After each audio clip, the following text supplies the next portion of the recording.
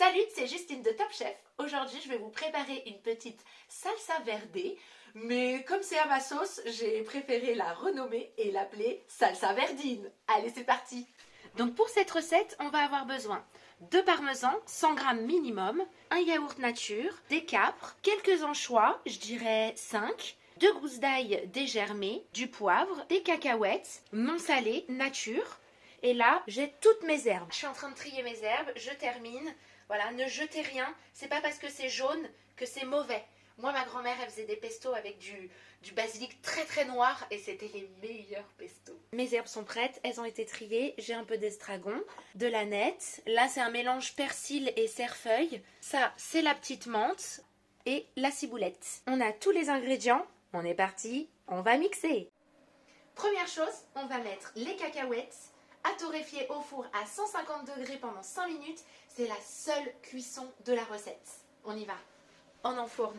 C'est important de torréfier ces fruits secs. Ça va apporter vraiment une puissance aromatique beaucoup plus importante que si vous ne l'aviez pas fait. Le parmesan, on le coupe grossièrement.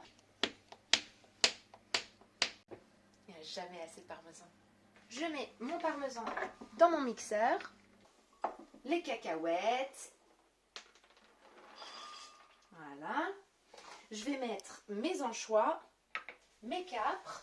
Pas être radin sur les capres, c'est ça qui va donner un joli goût d'acide. Continue avec le yaourt nature, un entier.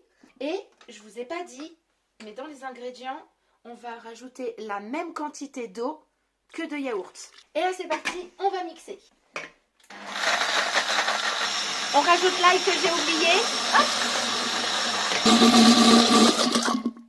Voilà, on a une pâte bien lisse. Dernière étape, les amis, on va mettre toutes les herbes.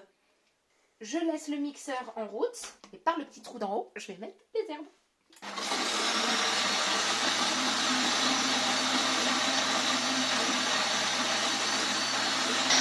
Et voilà. Ça sent trop bon. Voilà, j'ai quelque chose de très agréable en texture, regardez. Il n'y a pas d'huile d'olive, hein, vous avez vu, c'est un yaourt. Le fait d'avoir mis les herbes à la fin, et ben là j'ai une puissance aromatique exceptionnelle. Je ne les ai pas trop mixées, pas trop longtemps. Résultat, ça sent bon. Hein. C'est pas parce que vous avez mis des anchois qu'il ne faut pas saler. Moi je vais un petit peu saler et poivrer. C'est parti. Au niveau de l'acidité, on est pas mal. S'il vous manque un petit côté acide, rajoutez des capres. Allez, dernier. Je vais la débarrasser. Cette sauce, il faut bien la filmer à contact pour pas qu'il y ait d'air, sinon elle risque de noircir.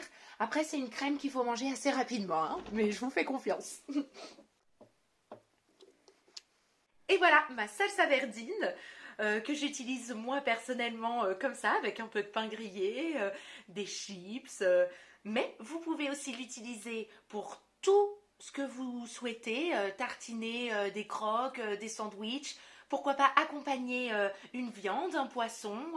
Voilà, de toute façon, quand vous allez l'avoir goûté cette sauce, vous allez en mettre partout.